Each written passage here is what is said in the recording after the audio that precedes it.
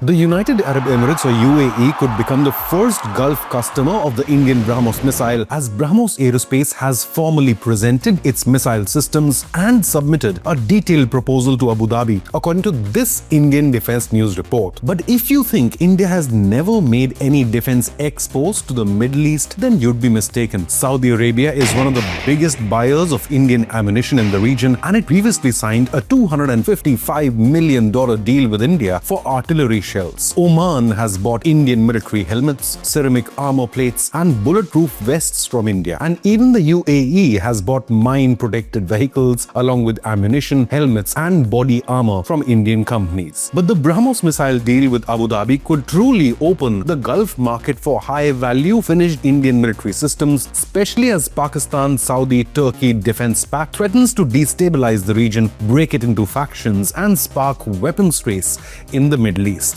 Indian Foreign Minister S. Jaishankar met Russian President Putin in Moscow while NSA Doval is in Beijing to talk on India-China border issues. More on this later. But the real threat that the UAE faces is from Iran, and now Abu Dhabi is looking to add some serious firepower in its arsenal with the Indian BrahMos missile, which has gained global popularity after Indian Air Force smashed 11 well-defended Pakistani Air Force bases last year. The BrahMos supersonic cruise missile is one of those rare missiles capable of striking both maritime and land targets at speeds of nearly Mach 3. This combination of speed, precision, and multi-platform capability could seriously give the UAE a strike option that supersedes anything in its weaponry or that of Iran or Pakistan.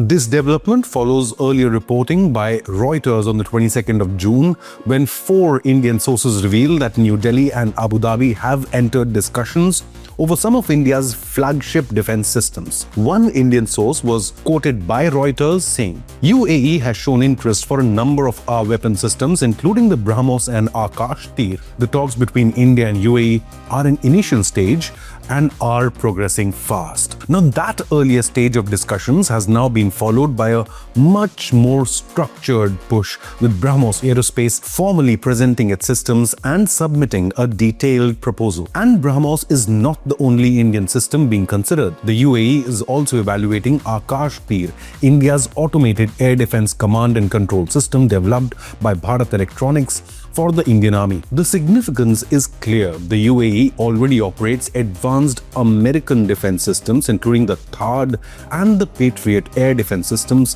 while its arsenal also includes the American MGM-168 ATACMS ballistic missile, which has a maximum range of around 300 kilometers, the same as BrahMos. But BrahMos brings something totally different. It is a supersonic cruise missile that can be launched from land, sea, and air platforms, giving UAE a highly mobile, precision strike capability across multiple military domains. Now, the UAE sits at the doorstep of the Strait of Hormuz, one of the world's most strategically important energy choke points, which has been threatened by multiple Iranian attacks. For Abu Dhabi, therefore, the question is increasingly not simply about buying another weapon. It is about building a defense architecture that can respond to different kinds of threats. Another important factor is diversification. As American influence in West Asia decreases, UAE is seeking alternate and dependable suppliers. According to SIPRI data cited by Reuters, the United States accounted for 54% or more than half of all defense purchases and arms exports to Middle Eastern countries between 2021 and 2025. Italy accounted for 12%, with France at 11%.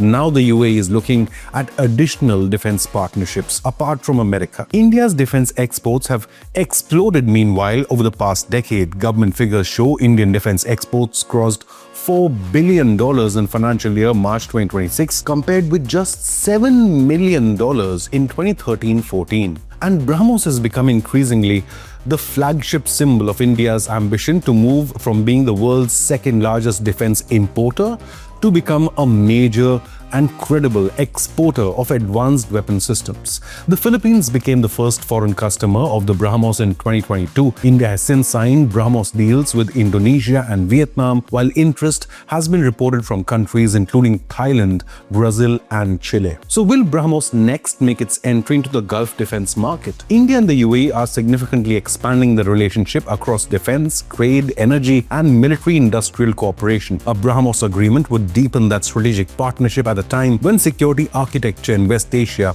is changing rapidly. It would also send a powerful signal. India is increasingly being viewed by Gulf powers not only as a major economic power but as a supplier of sophisticated defense technology.